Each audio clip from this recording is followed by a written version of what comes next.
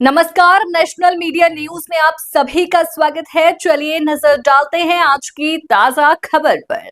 गुरु पूर्णिमा पर सोहम महाराज, फक्कड़ महाराज व रामरक्षानंद जी महाराज के विचार। गुरु पूर्णिमा पर सोहम महाराज, फक्कड़ महाराज व रामरक्षानंद महाराज जी ने गुरु पूर्णिमा पर अपने अपने विचार व्यक्त किए।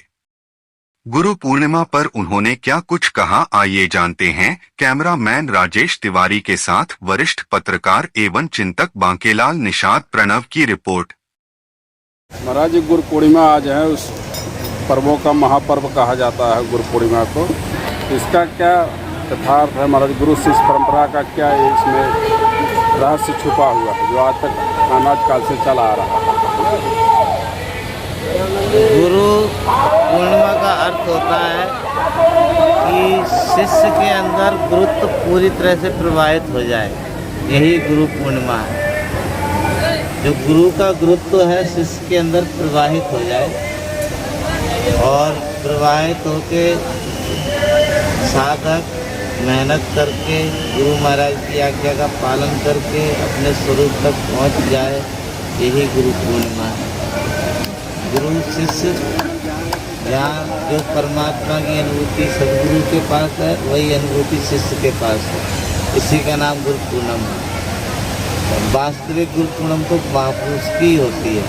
हम लोग अभ्यास कर रहे हैं, एक दिन बीज का नाश नहीं होगा और जो भी लगेगा इस पथ में वो भी गुरु का स्वरूप तैयार होगा। गुरु ही बना देते हैं, शिष्य नहीं बनाते। हमारे गुरु महाराज किसी को जल्दी साधु नहीं बनाते। वो नहीं चाहते कोई यहाँ ऐसे रहे, वो साधना देना चाहते हैं। कोई यदि साधना करना चाहता है, अपना सुधारना चाहता है, कुछ सीखना चाहता है, तभी गुरु महाराज हमारी शरण देते हैं और तभी उसका पार भी होता है। महाराज इस आश्रम में यह परंपरा कब से चली आ रही? पहले हमारे परमहंस आश्रम श्री सती अनसुईया से शुरू हुआ है।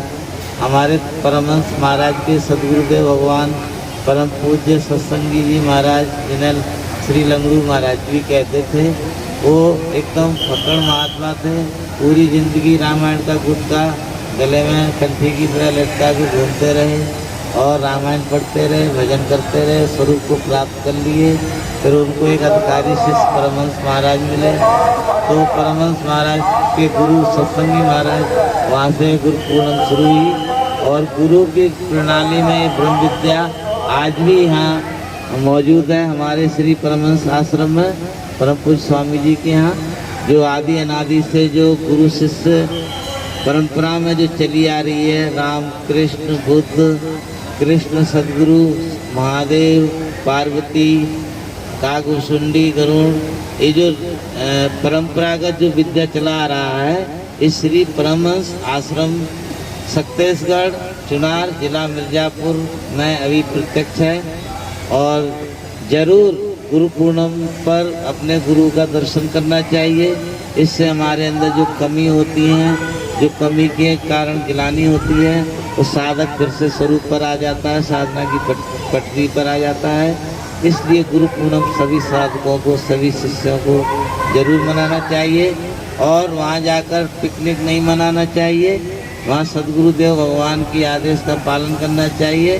सेवा सिमरन समर्पण, इससे कितने भी जीव हैं समुद्र की तरह समाहित हो जाएंगे, कोई अव्यवस्था नहीं होगी। भोजन में भी अनुशासन और सत्संग में भी अनुशासन, चलने में अनुशासन, अपने करने में अनुशासन, अपने से किसी को कष्ट न देना, यही गुरु महाराज की वास्तविक सेवा है। बोलिए श्री सदगुरुदेव भगवान की। महाराज जी गुरु पूर्णिमा कब से शुरू हुआ और आज तक इसका क्या महात्म्य है जो चला आ रहा है अनादिकाल से? देखिए, गुरु पूर्णिमा आदि जो गुरु पूर्णिमा है, भगवान शिव ने सर्वप्रथम सप्तऋषियों को ये आषाढ़ पूर्णिमा के दिन ज्ञान का उपदेश किए थे और तभी से उसी परंपरा से महर्षि वेदव्यास ने जब सारा शास्त्र वगैरह लिख दिए, उस दिन समापन हुआ तो उनके शिष्यों ने उनकी पूजा किया था गुरु के रूप में। तो तब से काफ़ी प्रगाढ़ रूप में गुरु पूर्णिमा का पावन पर्व मनाया जा रहा है। और ये आषाढ़ पूर्णिमा को ही गुरु पूर्णिमा की तिथि क्यों, ये महत्वपूर्ण चीज़ है। तो आषाढ़ का पूर्णिमा से पूर्व जितने भी और पूर्व जो पूर्णिमाएँ हैं, शरद पूर्णिमा वगैरह के दिन चंद्रमा में अधिक प्रकाश दिखता है, लेकिन आषाढ़ पूर्णिमा जो है इस दिन तो बादल बिल्कुल घिरे रहते हैं, चंद्रमा का प्रकाश पूर्व पे दिखाई भी नहीं देता, पूर्व चंद्रमा। तो मतलब जो संदेश है, हमारा जो संदेश है पूरे विश्व जगत के लिए, और ये गुरु पूर्णिमा केवल हिंदू धर्म के लोगों के लिए नहीं, विश्व के सभी जितने भी संप्रदाय हैं, मजहब हैं, पंथ हैं, गुरु शिष्य परंपरा है, सबके लिए एक आदर्श दिन है। और आषाढ़ पूर्णिमा का मतलब जो है, जो बादल से घिरा हुआ चांद, मतलब गुरु जो है, जो पूर्ण सदगुरु हैं, वो अपने शिष्य के उस ज्ञानांधकार को, अज्ञान का जो अंधकार है उसको प्रकाशित करने वाले परमात्मा। तो सर्वव्यापी कण में है, आज ज्योतिर्मय है परमात्मा, लेकिन जन सामान्य के लिए, मानव जगत के लिए योगेश्वर सदगुरु, पूर्ण सदगुरु अपने उस ज्ञान के प्रकाश से, उनके सरल सानिध्य से, उनका दर्शन, उनका सत्संग, उनकी वाणी का श्रवण, मनन, चिंतन, उनकी प्रार्थना, ये सब चीज़ करने से, उनके सानिध्य में आकर के सेवा करने से, जो सामान्य व्यक्ति भी है जिसके अंतःकरण में किसी प्रकार का कोई ज्ञान का प्रकाश नहीं है, वो घोर अंधकार में डूबा हुआ है। लेकिन जो वर्तमान शिव स्वरूप महापुरुष हैं, सदगुरु हैं, उनका केवल दर्शन अगर श्रद्धा से कर रहा है, अनंत श्रद्धा से उनकी सेवा में है, समर्पित है, उनका साहित्य। महाराज जी, आषाढ़ और चंद्रमा का क्या रूपक लिया गया अध्यात्म में यहाँ गुरु से परंपरा में? चंद्रमा का सीधा बाहर जगत से विशेष कोई मतलब नहीं है। हाँ, ये आज की तिथि महत्वपूर्ण है। आज के दिन भगवान बुद्ध ने अपने जो प्रथम धर्म उपदेश सारनाथ में अपने 5 शिष्यों को जो प्रथम धर्म उपदेश दिए थे, आषाढ़ पूर्णिमा को ही दिया था। और भगवान महावीर ने भी अपने प्रथम शिष्य गणधर को प्रथम ज्ञान उपदेश दिया था। तो ये आज का जो त्यौहार है वो केवल पर्व ही नहीं है, उस परम सत्ता, उस चेतना की जागृति कैसे होती है, किसके द्वारा होती है, और उस जागृति के लिए परमात्मा के प्रकाश से प्रकाशित, चंद्रमा जैसे चंद्रमा का खुद का प्रकाश नहीं होता, वो सूर्य के प्रकाश से चमकता है, तो परमात्मा को आप डायरेक्ट नहीं भजन कर सकते, नहीं देख सकते। तो सब घट मेरा साइयाँ सुनी सेज न कोई, बलिहारी घटता उसकी जागट प्रगट हो। ठीक है, तो उस चंद्रमा घटता बढ़ता रहता है। तो जिन महापुरुष, जिन साधक ने सुख दुख द्वंद्वों में विद्या का संघर्ष करके जिन्होंने उस परम सत्ता को पाया है, जीव के सुख दुख को समझ सकते हैं, तो ऐसे महापुरुष जो परमात्मा का प्रकाश जिनके हृदय में पूर्ण रूप में प्रकाशित है, अखिल ब्रह्मांड का महानायक परमात्मा जिनके हृदय में प्रकाशित हैं, तो ऐसे महापुरुष चंद्रमा, पूर्ण चंद्रमा का उनका एक तुलना किया गया है। तो कहा गया ना, संत कबीर ने कहा कि गुरु मूरत मुखी चंद्रमा, सेवक नयन चकोर, 8 पहर निरखत रहे गुरु चरणन की ओर। बाहर परमात्मा का जो प्रतिबिंब सूर्य को बताया गया है, तो सूर्य को आप अधिक देर तक नहीं देख सकते अपने सामान्य आंखों से, अधिक देर तक, लेकिन चंद्रमा को आप, पूर्णिमा को आप देख सकते हैं। वैसे जो परमात्मा के प्रकाश से पूर्ण रूप में प्रकाशित हैं, ऐसे सदगुरु को हम देख सकते हैं। तो उनके स्वरूप को अपने अंतःकरण में, अपने श्रद्धा की निगाह से, अंतःकरण मानस दृष्टि से, उनके चरणों को देखने से, उनका ध्यान करने से व्यक्ति के अंतराल में जो अज्ञानता का अंधकार है वो धीमे धीमे हटने लगता है।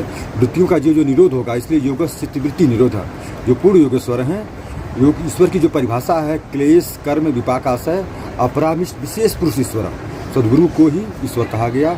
तो जो संपूर्ण इच्छाओं कामनाओं वासनाओं से जो परे जा चुके हैं, और जिसको भी सभी चीज़ों से परे जाना है, संपूर्ण दुखों से, समस्याओं से मुक्ति पानी है, अज्ञान के अंधकार को नष्ट करना है, तो तमसो माँ ज्योतिर्गमय, अस्तो माँ सद्गमय और मृत्युर्मा अमृतम गमय। इसलिए उपनिषद के ऋषियों ने प्रार्थना किया भगवान से, परमात्मा से। तो उस परमात्मा के प्रकाश को जानने के लिए, स्वानुभूत करने के लिए, इसलिए गीता आदि गुरु ग्रंथ है, परमात्मा की प्रथम वाणी है।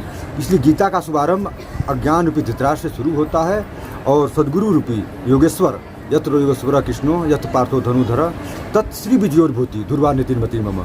गीता अज्ञान से बात शुरू होती है और पूर्ण सद्गुरु योगेश्वर की महिमा का गान करके क्लोज हो जाती है। तो गीता आदि गुरु ग्रंथ है, आदर्श पूरे मानव जाति के लिए, केवल हिंदू धर्म के लिए ही नहीं, पूरे मानव जाति के लिए, विश्व के जितने भी लाखों गुरु हुए हैं, अनंत गुरु हुए, सदगुरु हुए, उन संपूर्ण सदगुरुओं की विद्या, संपूर्ण योगेश्वर, संपूर्ण अरिहंत, पैगंबर, नबी और ईश्वर के इकलौते पुत्र योगी, योगेश्वर, जितने भी हुए अवतारी पुरुष हुए, उन संपूर्ण संतों की, महापुरुषों की, समाधिस्थ महापुरुषों की आध्यात्मिक साधना का निचोड़ और संपूर्ण शास्त्रों का निचोड़, गुरु की जो महिमा का यशोगान करते हैं, परमात्मा का परम धाम, परमात्मा ने स्वयं सदगुरु की महिमा का वर्णन अपने ईश्वर से अधिक भक्ति गुरु की चीज़ है। भगवान स्वयं अपने से अधिक महत्ता गुरु का स्थान दिए हैं। इस गुरु सदगुरु को ईश्वर से भी, परमात्मा से भी बड़ा माना गया है।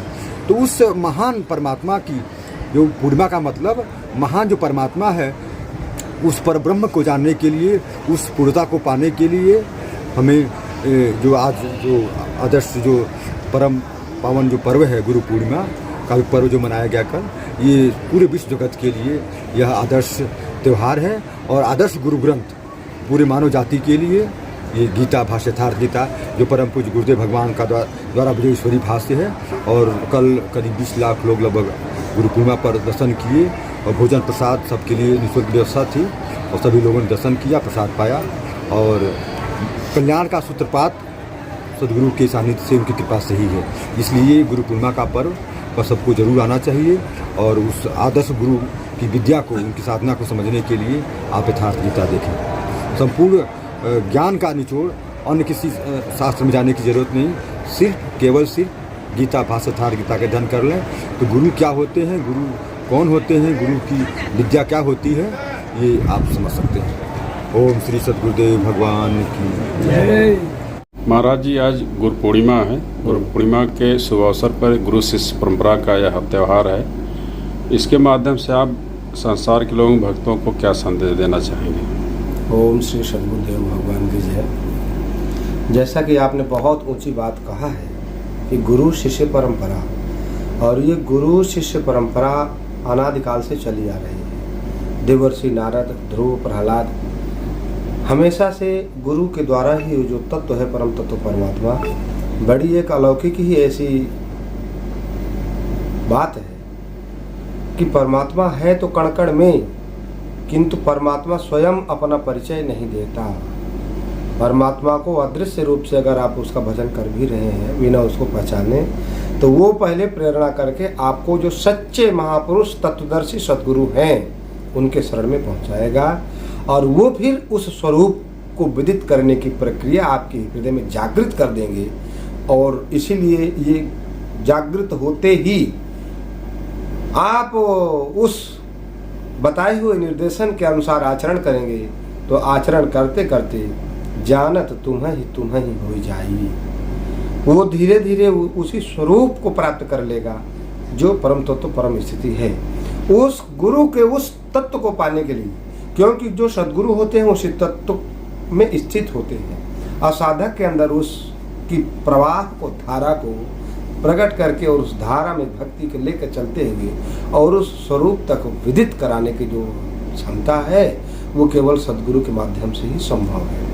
इसलिए नास्ति तत्व गुरु परम, गुरु एक तत्व है और शिष्य के हृदय में एक विधि के द्वारा, एक प्रक्रिया के द्वारा, जिसे योग कहा गया, भक्ति कहा गया, साधन कहा गया, भजन कहा गया, उसके द्वारा वो जागृत होता है।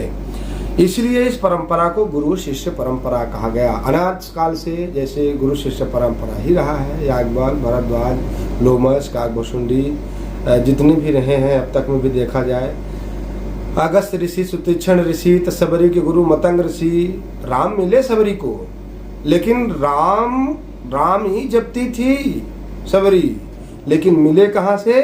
गुरु की कृपा मतंग ऋषि से।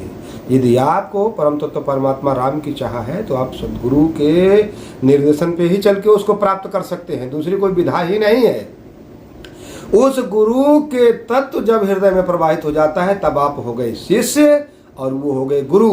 अब खाली कंठी पहन लेने से कोई ना शिष्य हो जाता ना गुरु हो जाता है। तो वाह हमारी परंपरा है, लोक रीति है, हमारी वाह निशान है, पहचान है, लेकिन वास्तविक शिष्य वही है जिसके हृदय में प्रवाहमान धारा है। इसलिए कहा गया कि सतगुरु ज्ञान बदरिया बरसे, गंगा बरसे, जमुना बरसे, निगुरा बूंद भर तरसे।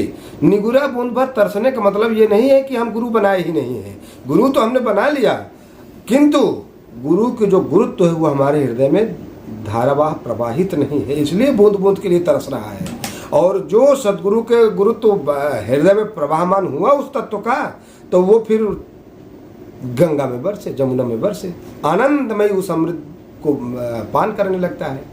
तो इसलिए ये गुरु शिष्य परंपरा है। और गुरु शिष्य परंपरा, ये गुरु पूर्णिमा का त्यौहार आषाढ़ पूर्णिमा को वेदव्यास जी के आज से लगभग 500 वर्ष में लगभग कृष्ण द्वैपायन वेदव्यास जी के समय से ये गुरु पूर्णिमा का त्यौहार मनाया जाने लगा। और तब से अब तक अनवरत ये पुराना त्यौहार है और गुरु पूर्णिमा मनाया जाता है। सबको चाहिए कि गुरु के उस पूर्णत्व को प्रदान करने के लिए हृदय में गुरु के स्वरूप का हृदय में ध्यान करें, नाम जपें, उस पूर्णत्व की प्राप्ति को कर लेंगे। ओम श्री सद्गुरुदेव भगवान की जय।